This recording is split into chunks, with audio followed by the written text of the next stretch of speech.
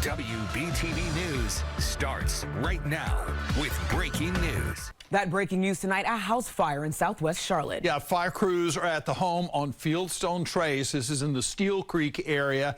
It's not far from the state line near Lake Wiley, not far from TGK at all. Our Dalford Jones just got there. So, Dalford, is anyone hurt? What can you tell us here? Siobhan, yes, there are injuries, at least two according to medic, one with minor injuries, another with serious but is in stable condition. I can tell you this is an incredibly active scene, at least a dozen fire trucks from all over the Charlotte area and South Carolina, including police officers from CMPD.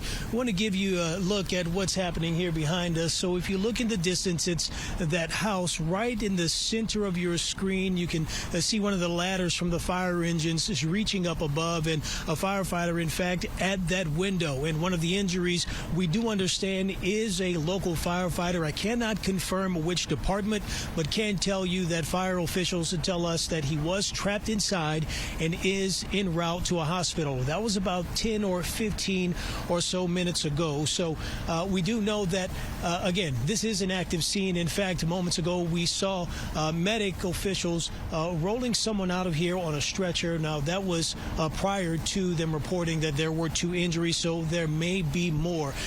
Good news here is neighbors tell me that the family who lives here was able to get out, which is some of the best news we can get tonight. And we do understand that that firefighter is en route to a hospital. It could be that that's serious but a stable condition. We're going to keep a close eye on this one. We spoke to one of the firefighters from the Charlotte area. He's serving as the media relations person on this breaking news. He tells us, again, active scene. There's still a lot of moving parts.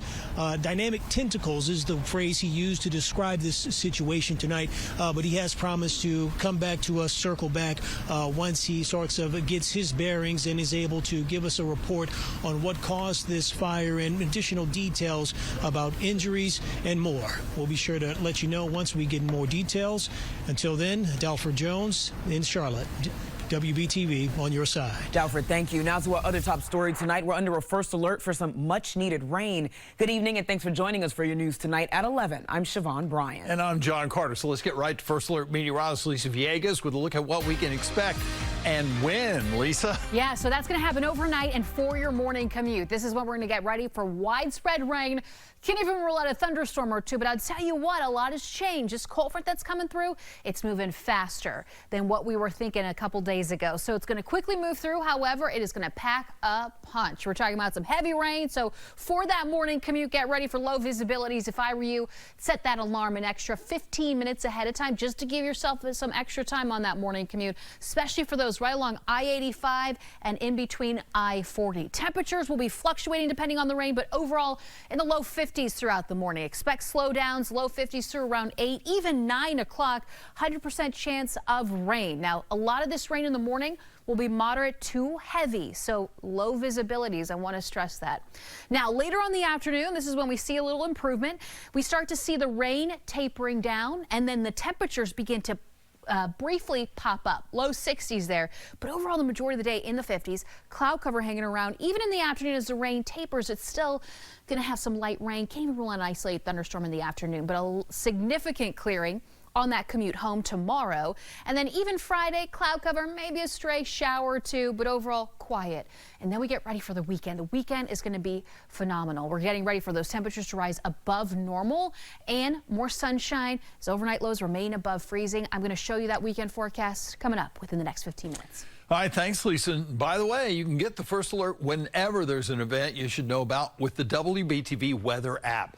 Just scan that QR code on your screen, or you can search WBTV in your phone's app store and then download it.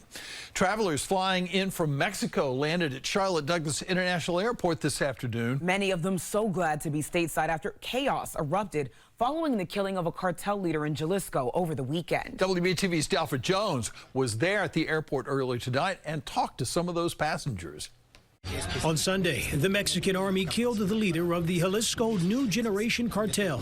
The news led to one Rock Hill resident who was in Cancun celebrating a birthday to sober up quick. When I first heard the news, I was super scared. Like, I didn't know what was going on because I was kind of intoxicated. So, my mind was everywhere. But, after I calmed myself down and realized what was going on and see how far I was from all the violence, I got very calm. Here at international arrivals, several flights from Mexico landed this afternoon. Tia Forsyth, a backpacker from Brooklyn, New York, was on one of them. After spending a month traveling from Escondido, Oaxaca, and Mexico City, she decided to err on the side of caution and cut her trip short to get back home. I did rebook my flight a couple days earlier on Monday just in case, because I was a little nervous. But leaving today, I was I definitely could have stayed that additional 2 days, but I think was just trying to reduce the moving parts and coming back. Silvia Morales lives in Puebla, Mexico, and is traveling to Germany. I had some plans there that I had to cancel because we felt unsafe to go out. Morales told us there's a ton of misinformation online, and it's striking fear in the hearts of her neighbors. As property burns and the unrest continues, her thoughts are it's not the average man under fire. It's a message the cartels are sending to government leaders. That is not really about hurting individuals or hurting the citizens, but about instilling fear and instilling we have the power here. Not the government, but we do. Dalford Jones, WBTV, on your side. North Carolina Attorney General Jeff Jackson is suing a wedding company and its owners. Since January, the state has received more than 160 complaints from customers who claim they lost about $750,000 total because of Holly Christina Photography, which is based in Raleigh. According to the Attorney General, the couples were left with no photographer for their wedding and no refunds. Jackson says he's seeking to stop the business immediately, get money back for customers, and force the business to pay fines for breaking the law. Charlotte schools considering major changes to how magnet programs work. And for families, that could affect not just what programs are offered, but how students get there. Under a draft plan presented last night, the district would consolidate its current 16 magnet themes into 6 broader program pathways county-wide. District leaders say the goal here is pretty simple: make school choice easier to understand, cut down on overlap between programs, and create clearer paths for students from elementary school all the way through high school. However, that could shift where certain magnet programs are housed, and in some cases change transportation expectations. Board members did question what that means for students already enrolled in magnet schools. For our terminal grade students, 5th, 8th, and 12th, we would work with those families to complete that grade span of that commitment that we've made to them with bus transportation and a seat to remain in that school. While students finishing elementary, middle, or high school would be able to stay through that level with district transportation, they say for other families it may depend on the option they choose. For other families that decided they wanted to stay in the school because it was the right fit for their child, we would work with those families and work with them to get a transfer to remain in the school as long as the child is in good standing. The parent would need to provide transportation. Or if the parents want the arts program because it's a district-wide magnet, we would commit to them having a seat in that program. District leaders emphasize no final decisions have been made here.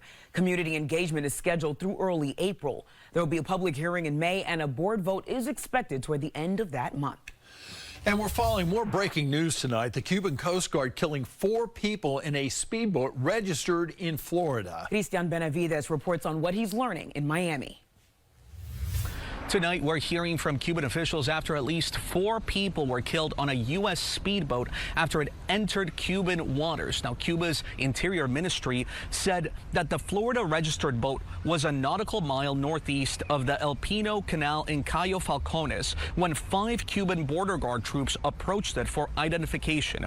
Cuban officials claim those on board opened fire first, injuring a Cuban commander. Border guards, Cuba says, returned fire, killing 4 and injuring 6 others. The injured were evacuated and received medical attention. It remains unclear whether any U.S. citizens were on board the speedboat or why it entered Cuban waters. This incident comes amid already heightened tensions between Cuba and the U.S. as Washington has blocked nearly all oil shipments to the island and threatened tariffs on goods from any country that tries to ship oil to Cuba. Secretary of State Marco Rubio confirmed the shootout, saying that the U.S. is working to verify the information from the Cuban government and trying to get investigators to do an independent probe into what took place. Cristian Benavides, CBS News, Miami Beach. As we head into tomorrow, we are gearing up for that first alert. Widespread rain expected. I'm going to time this out for you with my Futurecast. Coming up next. And remember, you can always stream your favorite WBTV content on Apple TV, Amazon Fire, and Roku. Scan this QR code to get the free WBTV News app.